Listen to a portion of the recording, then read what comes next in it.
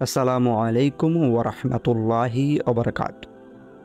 মানব জীবনের দুটি অবস্থার সমষ্টি, একটি হলো সুখ শান্তি এবং অন্যটি হলো কষ্ট অস্বস্তি।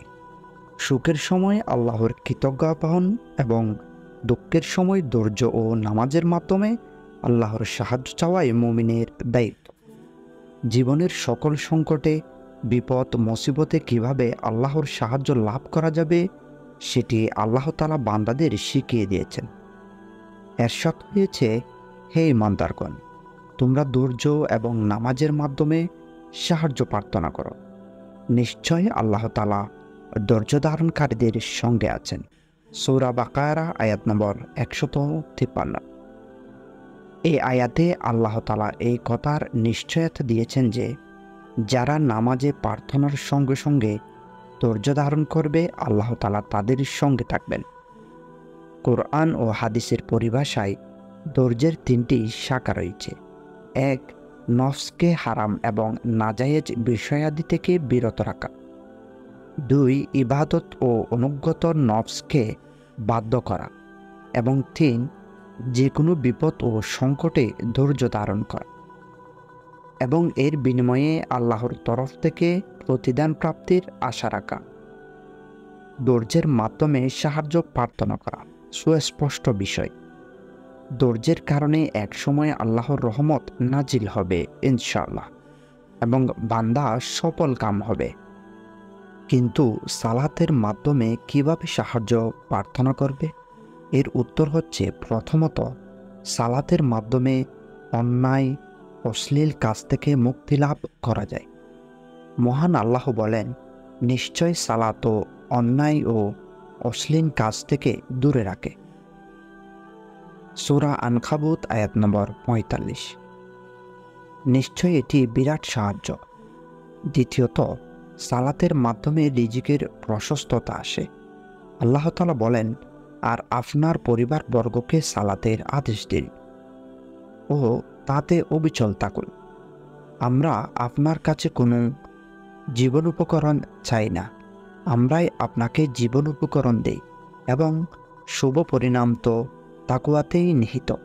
সূরা তাহা আয়াত নম্বর 132। তৃতীয়ত, যে কোনো সমস্যা ও বিপদে আল্লাহর সাহায্য লাভের অন্যান্য উপায় হল নামাজ। হযরত হুযায়ফা রাদিয়াল্লাহু তাআলা আনহু সূত্রে বর্ণিত, তিনি বলেন, নবী করিম সাল্লাল্লাহু আলাইহি ওয়াসাল্লাম কোনো কঠিন সমস্যার সম্মুখীন হলে নামাজ আদায় করতেন। সুতরাং যে কোনো বিপদ আপদে ও সমস্যায় সালাত ও নামাজের মাধ্যমে আল্লাহর সাহায্য লাভ করা যেতে পারে। সাহাবায়ে তাবেঈন ও সত্যনিষ্ঠ ইমামরা এই আমল করতেন। তবে এই নামাজের কোনো নির্দিষ্ট দোয়া নেই, তাই এতে মুসলিম ব্যক্তি তার ইচ্ছা অনুযায়ী যে কোনো বৈধ দোয়া করতে পারেন। আর নামাজ হলো প্রকৃত মুমিনের প্রিয় আমল। নামাজ আদায়কারীদের আল্লাহ ভালোবাসেন। অনুগত বান্দারা ছাড়া কেউ নামাজ পড়তে পারে না। পবিত্র কোরআনে ইরশাদ হচ্ছে, তোমরা আল্লাহর অনুগত্যের জন্য ধৈর্য ধারণ ও নামাজের মাধ্যমে সাহায্য প্রার্থনা করো। আর নিশ্চয় নামাজ হলো আল্লাহর সঠিক অনুগত্য ব্যক্তিরা ছাড়া অন্য সবার কাছে একটি কঠিন কাজ। সূরা বাকারা আয়াত নম্বর 45।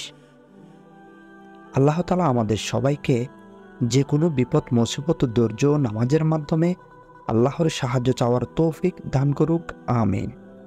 জেনে রাখুন, যখন আপনি আপনার রবের সাহায্যের অপেক্ষা করবেন আর ওনাকেই ডাকবেন, সেই রহমান বলেন, হে মানুষ, আমি জানি যে তুমি কোন কষ্টের মধ্য দিয়ে অতিক্রম করছো।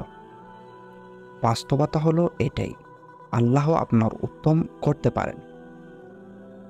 যখন মুমিন বান্দা তার রবের সাথে অন্তরের সম্পর্ক রাখেন আর সেটাতে কোনো মুনাফিকি নেই, কোনো ধোঁকা নেই, তখন আল্লাহর সম্পর্ক তার সাথে এমনভাবে জুড়ে যায় যে কোরআনে আল্লাহ বলেন, আমার বান্দা আমার সম্পর্কে যেমন ধারণা করে আমি তার সাথেই তেমন। যদি আপনি আল্লাহর কাছে সাহায্য চান, তাহলে আল্লাহর উপরে ধারণা রাখুন।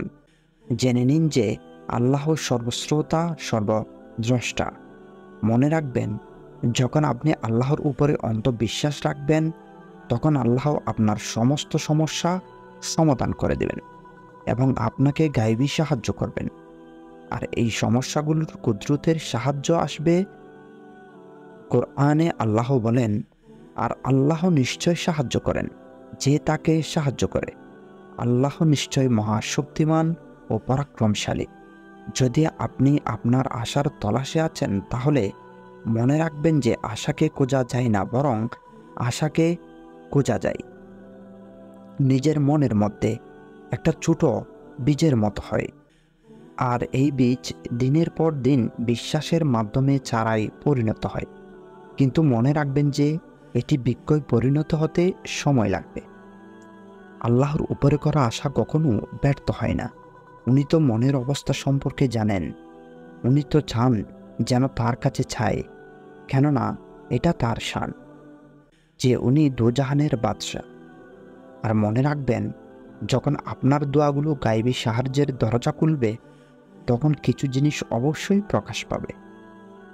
আর এটা হলো, যখন আপনার চাওয়া পাওয়া এবং আপনার নফস সেই রবের দেখানো রাস্তায় অনুসরণ করে চলতে থাকে, আর আপনার জীবনে একটা বড় পরিবর্তন হতে শুরু করে, তো সেই রহমান আপনার সমস্ত চাওয়া পূরণ করার জন্য উত্তম উসিলা বানিয়ে দেন, কেননা তিনি তার ওয়াদায় অটল।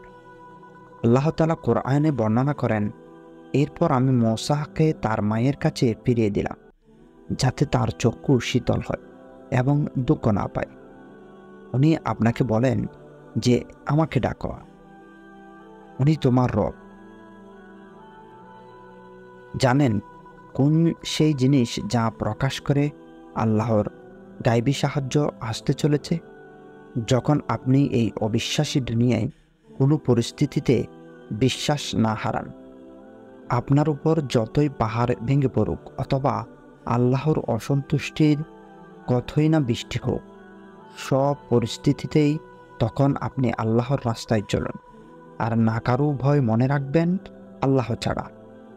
আল্লাহ কোরআনে বলেন, যখন তোমাদের জন্য সাগরকে দ্বিভক্ত করেছিলাম এবং তোমাদেরকেই উদ্ধার করেছিলাম ও ফেরাউনের অনুসারীদেরকে ডুবিয়ে দিলাম, আর তোমরা তা প্রত্যক্ষ করেছিলে। অবশ্যই এখানে আমাদের জন্য শিক্ষা রয়েছে। বাস্তব তো এটাই যে আপনার রব রহমানুর রহিম। যদি আপনি অনুভব করতে লাগেন যে আপনার দুঃখ আপনাকে আল্লাহর নিকটবর্তী করে সবর করা শেখাচ্ছে, তাহলে এই জিনিসও প্রকাশ করে যে আল্লাহ আপনাকে জলদি আপনার সাহায্য পাঠাতে চলেছেন। কোরআনে আল্লাহ বলেছেন, তারা সবর করেছিল এবং তাদের পর্যন্ত আমার সাহায্য পৌঁছেছিল। খুশি হয়ে যান, উনি আপনার সবর আর বিশ্বাসের মর্যাদা দ্বিগুণ করে আপনাকে দিবেন। যেই কষ্ট আর যেই চাওয়া আপনাকে সেই রবের সাথে জুড়ে দিয়েছে, আর এমন মজাটা দেখাবেন যে আপনার সবরের সেজদা শুকরিয়ার সেজদায় বদলে যাবে। নিশ্চিন্ত হয়ে যান, শীঘ্রই আল্লাহ আপনার সাহায্যের জন্য রবের দরজা খুলতে চলেছেন।